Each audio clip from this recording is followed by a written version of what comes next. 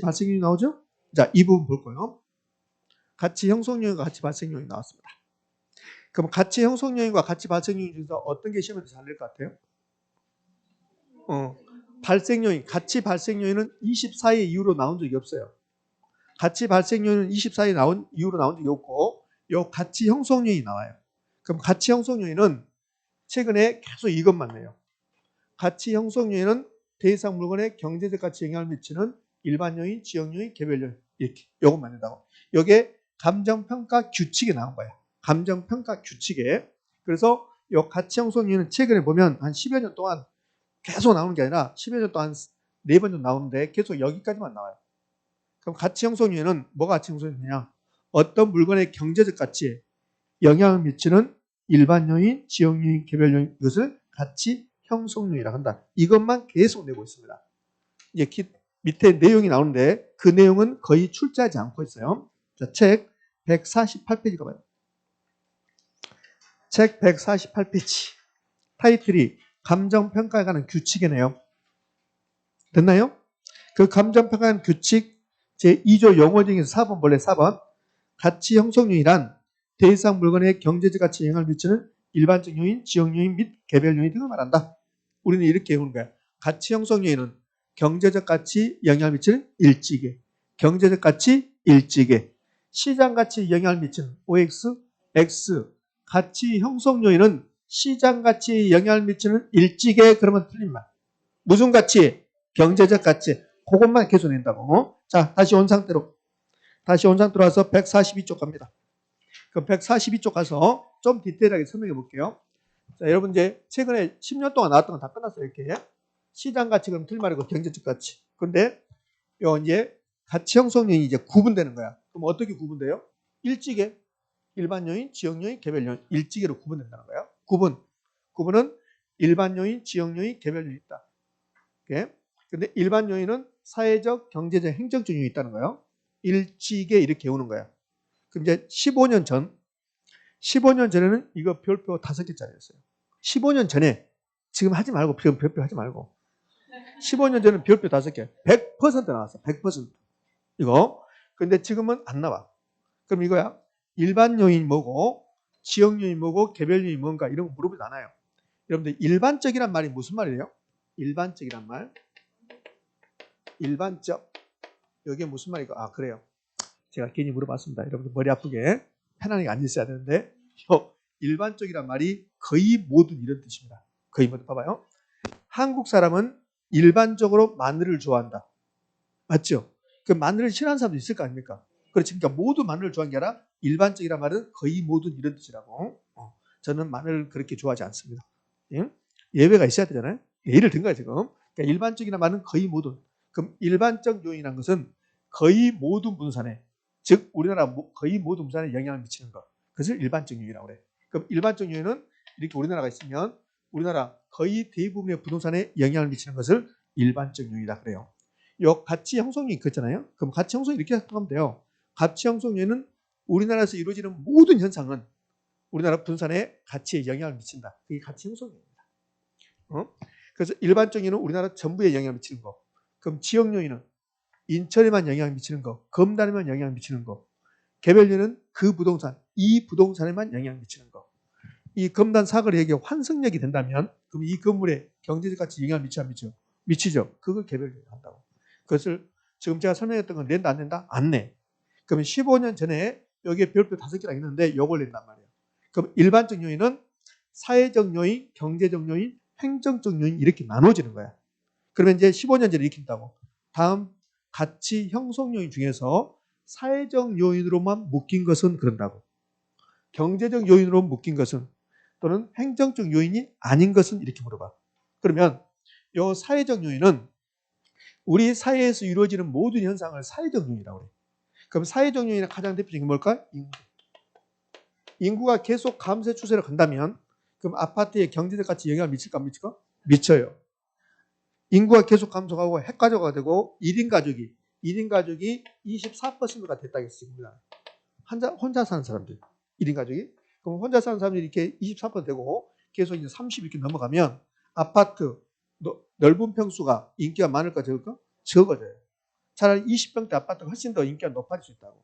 이상 돌아가면 계속 서민들이 살기 힘들어지면 아파트 평수를 줄일 수밖에 없어요. 그럴 수밖에 없다. 그러니까 인구 변화가 부동산의 경제적 가치에 영향을 미치지 안 미쳐요? 미쳐요. 그럼 인구를 주면서 사회적 요인이냐 경제적이냐 행정적이냐 물어본다. 인구는 뭘까? 사회적입니다. 가장 대표적인 게. 그러면 핵가 족화, 가구 분리, 가구 분리 현상. 계속 가구가 분리되잖아요. 이제 뭐 자녀들이 20살만 넘어가면 뭐 따로 산다고 그러잖아요. 그죠? 가구 분리 현상. 이런 것들이 사회적 요인입니다. 그러면 경제적 요인은 요거 이제 가볍게 들어보시라고. 얘기냐면 여기에 지문으로 나올 수 있단 말이에요. 지문으로. 40문제 여러분 시험 볼 건데 그 40문제 중에서 최근에 보면 한 문제 내지 두 문제를 복고풍 문제를 내요. 예전에 냈던 것을 내더라고 이렇게 보니까. 그러니까 얘도 한 번쯤은 나올 때가 된단 말이에요. 그러면 지금 말하는 게 무슨 요인가 봐봐요. 고용, 우리나라 고용, 물가, 이자율, 실업 이런 것들이 바뀌면 우리나라 분산의 경제적 가치에 영향을 미치지 안 미쳐? 미치죠. 그 무슨 요인? 아니, 지금 봐봐. 고용, 임금, 이자율, 그다음에 실업 이게 다 경제 현상이잖아. 그 얘들은 경제적 요인이라고. 이해됐습니까? 이렇게.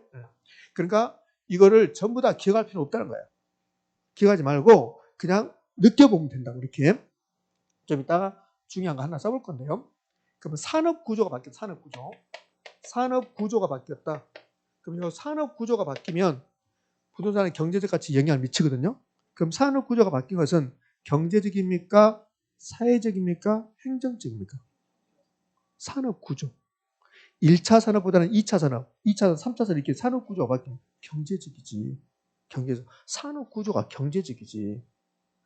저 어렸을 때는 시골 사람들이 더 풍족하게 살았어요. 실제로 제가 태어난 것은 저 밑에 지방에 태어났는데 아주 젖먹이 때 돼서 제가 철 들었을 때까지 서울에서 살았어요. 서울에 노량진에 살았었는데 근데 그 노량진에 있는 토지, 노량진에 있는 건물 다 팔고 제가 초등학교 들어가기 전에 우리 아버님이 시골로 내려갔어요. 그게 결정적인 배차가 거지. 그래서 실제로 자주 우리 어머님이 그런 말 하더라고. 막 이렇게. 나는 어렸을 때가 몰랐을 거 아닙니까? 내 어머님이 그러더라고. 너네 아버지 내 말 안 들어갖고 이렇게 산다고. 뭐 이렇게. 실제로. 그게 산업 구조가 그때는 우리 아버님 말도 맞아요. 그때는 서울보다는 시골 생활이 훨씬 더 편했다는 거야. 그러니까 시골로 가신 거야.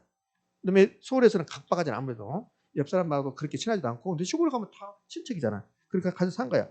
그러니까 결정적인 이유는 할머니가 시골에 계신데 할머니가 그런 거야. 할머니가 혼자 살기 힘들다 그렇게 이제 가신 거야. 장남이니까. 그게 이유가 큰 것 같아요. 근데 산업 구조가 계속 농경사회다. 그러면 서울의 아파트가 그렇게 비싸지 않겠죠. 그래서 산업 구조가 바뀌었잖아요. 그러니까 시골 땅은 그렇게 비싼 게 아니죠 지금. 물론 그 땅 많이 제가 물려받았지만. 예? 그럼 산업 구조가 실제로 나왔습니다. 산업 구조는 경제적입니까? 사회적입니까? 행정적입니까? 경제적. 자, 그러면 지금 천안하고 평택 이런 데 있잖아요. 그럼 천안, 평택이 지하철이 안 간다고 봐요. 그럼 지하철이 안 가면 지금 땅값에서 30% 빠져야 돼요. 그죠? 그러면 지하철이 갔습니다. 지하철을 교통체계 그러거든.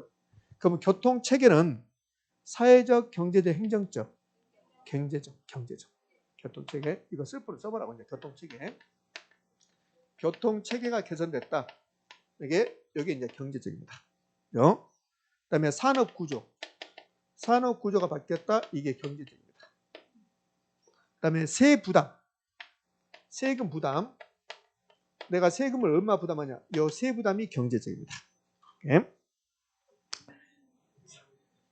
세부담이요? 세부담은 경제적입니다.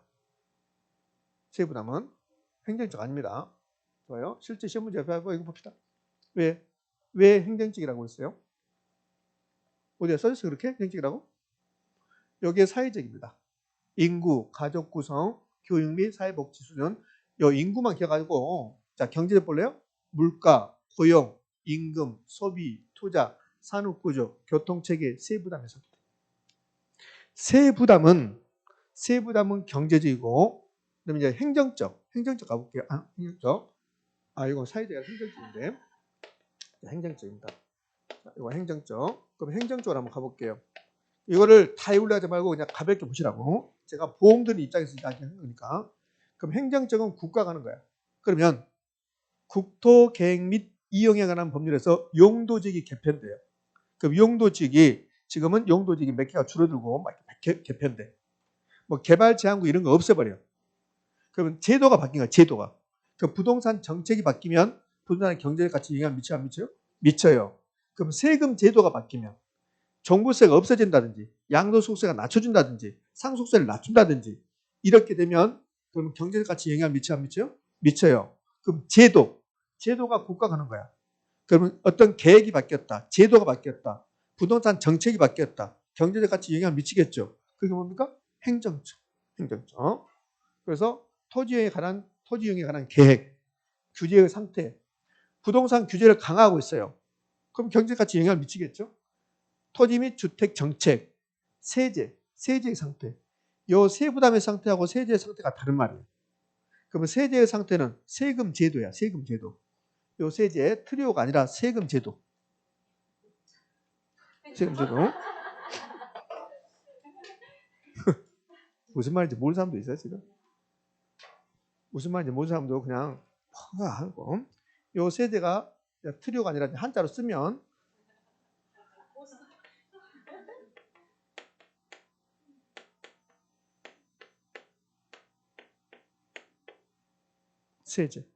세금 제도.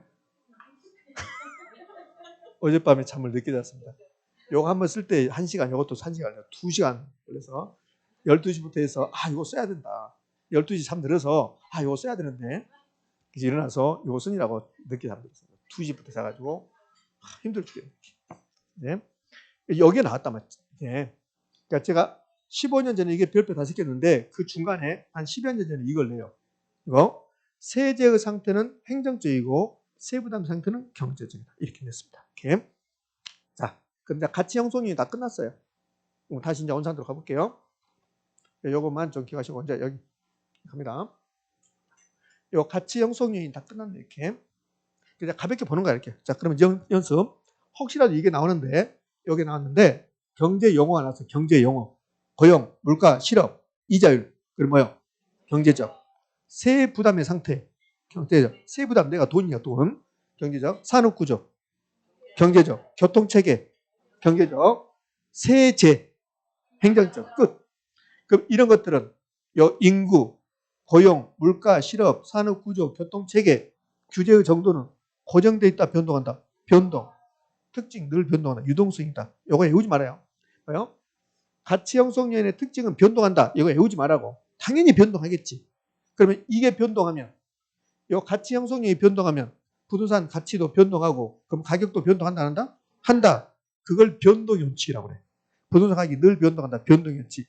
그 변동연칙 때문에 뭐가 필요하다? 기준 시점이 필요하다. 이렇게 연결되는 거라고. 아직은 여러분 입에서 그렇게 잘 안 된다고. 이게 7월달, 8월달 되면 맞다. 변동하니까 가격도 변동하고 그러면 변동연칙 때문에 기준 시점이 필요하고 기준 시점 나오면 가격 조사 완료에 이르고 이렇게 된 거예요. 자, 가치 발생 이유로 갑니다. 자, 가치 발생 이유는 24일 이후로 나온 적이 없음. 24일 이후로 나온 적이 없음. 그러니까 10년 동안 안 나왔으니까 출제 비중은 그렇게 높지 않다는 거예요. 가치 발생 이유의 뜻은 이런 뜻입니다. 이 물건이 쓸모가 있어서 가격이 지불되려면 무엇이 있어야 됩니까? 그걸 가치 발생률이라고 해요. 그러면 일단 여기에 효용이 있어야 돼. 효용, 쓸모, 유용성이 있어야 된다고. 그래서 효용이 있어야 된다고. 이걸 유용성이라고 한다고. 그럼 이게 아무리 쓸모가 있고 유용하고 가치가 있다 하더라도 수요, 공급. 이 물건을 원하는 사람은 10개를 원하는데 이 물건이 이 지구상에 만약에 100억 개 있다. 100억 개. 그 100억 개 존재하는데 10개를 원한다. 그럼 공급이 엄청나게 많다. 이렇게 되면 가격은 지불되지 않아요. 반대로 공급은 10개밖에 안 되는데 원하는 것은 만약에 1000개를 원한다. 이게 상대적 희소하다고 한다고. 우리는 여러분과 제가 공기 없으면 바로 죽어요. 공기 없으면 아마 10분 안에 내사 상태로 와서 죽습니다. 근데 우리는 공기 흡입하면서 돈 내요, 안 내요? 안 내잖아요. 왜? 스스로 만들어지니까 그래요. 근데 히말라야는 공기가 희소해요. 그러니까 돈 주고 산소 마스크를 쓴단 말이에요. 그래서 희소해야만이 가격이 지불된다 이 소리예요. 그다음에 이 두 가지 효용, 상대 희소성 이 두 가지 있어도 돈 주고 살 사람이 없어요. 자, 이 건물을 매우 쓸모가 있습니다. 매우 희소합니다. 그래서 이거를 여러분이 사겠다고 저한테 왔어요. 그래서 사겠다고 왔는데 근데 돈을 안 가져왔어요.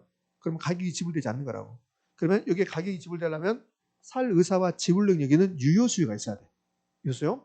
그럼 이 세 가지 효용, 상대 희소성, 유효 수요 이 세 가지가 있으면 가치가 발생하고 가격이 지불되는 거야.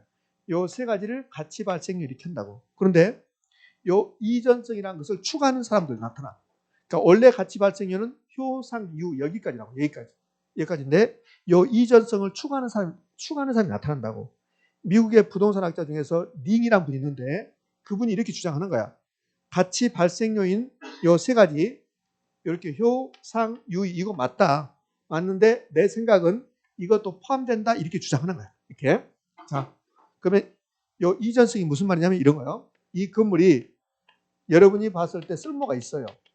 효용이 있는 겁니다. 그다음에 희소해요. 여러분이 돈 주고 사고 싶은 마음도 있어요.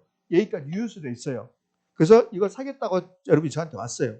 제가 뭐라 하냐면 자, 내가 이거 팔 수 있는데 10억 주고 팔 수 있는데 문제가 있다. 무슨 문제가 있어요? 그러니까 여러분 물어보니까 제가 당신 앞으로 소유권 이전 등기가 안 됩니다. 그런다고. 소유권 이전 등기가. 그럼 여러분 가격 지불해야 안 해요? 안 하지. 그겁니다. 이전성이. 그러니까 가치 발생 요인 중에서 이전성은 이 부동산이 사는 사람 앞으로 소유권 이전 등기가 돼야 돼. 그래야만이 가격이 지불된다 이 소리야. 그럼 가치 발생 요인 효용, 상대 유효성, 유효 수요 요 세 가지에다가 이전성을 추구하는 견해도 있다 없다? 있다. 그럼 요 이전성이 양도 가능성이라고 그래. 양도 가능성이고 이전성은 소유권이 넘어가야 돼. 소유권. 그러니까 권리 이전성이야. 그러니까 요 이전성 봐봐 이렇게 된다고. 부동산 가치 발생 요인 중에서 이전성이란 권리 이전성을 말합니까? 물리적 이전성을 말한다. 권리적. 물리적 이전성이 뭐가 물리적 이전성이냐면 부산에 있는 이 건물을 서울 사람이 샀어. 부산의 건물 서울 사람이 샀다. 그럼 이 건물이 부산에서 서울로 오는 게 물리적 이전성이야. 그 부동산은 물리적 이전성이라는 말이 있어요? 없어요? 없어요. 그러니까 이렇게 된다고. 가치 발생 요인 중에서 이전성, 양도 가능성은 이걸 이제 양도 가능성이라고 하는데 양도 가능성은 물리적 이전성과 권리관계 이전성을 말한다. OX, X, 권리관계. 법적 개념, 권리관계 이전성. 물리적 이전성을 말하지 않는다. 의미 됐나요? 예. 자, 그럼 이제 이 부분 볼 건데 요거는 큰 의미가 없고 이거 봐요. 요건 다 있고 가치 발생률 한번 볼게요. 아니다. 가치 발생률 제가 안 해왔나? 안 해왔네. 그럼 안 해왔으면 요거 볼게요. 이 과정을 다 봤는데 그럼 요 가치 형성 요인이 가치 발생률에 영향을 미치는 거라고. 뭐요? 요 인구가 사회적 요인, 가치 형성 요인이에요. 그럼 인구가 증가하면 인구 증가했다. 그럼 가치 형성이 요 가치 발생에 영향을 미치는 거야. 그럼 인구 증가하면 가치 발생률이 어디에? 유효수요를 증가시켜. 유효수요를. 그럼 이렇게 나오면 가치 형성 요인은 가치 발생 요인에 영향을 미친다. OX, O. 이 과정이 시장에서는 수요공으로 나타나. 수요공으로. 그래프로 수요곡선, 공급곡선 이렇게 썼어요. 그럼 이 점이 균형점, 균형가격, 균형거래량 이렇게 썼습니다. 근데 인구가 증가해요. 그래서 유효 수요가 증가해요. 그럼 수요곡선 들어갈까? 우측이도 이렇게. 그래서 가격이 이렇게 올라가는 거예요. 이게 부동산 가격이 결정되는 과정이라고. 이게 그러니까 이게 논리적으로 그런 건데 여러분들 뭐 이 그래프까지는 필요 없고 여러분들은 여기 가치 형성률, 가치 발생률 별도로 이렇게 공부하고 파노라마까지는 하지 마시라고 이렇게. 그럼 가치 형성률 경제적 가치, 그렇죠? 가치 발생률은 효, 상, 유의. 요 중에서 이전성이 가장 요즘 중요한 내용이 된다. 이전성, 양도 가능성, 권리관계 이전성이다, 물리적 이전성이다. 권리관계 이전성.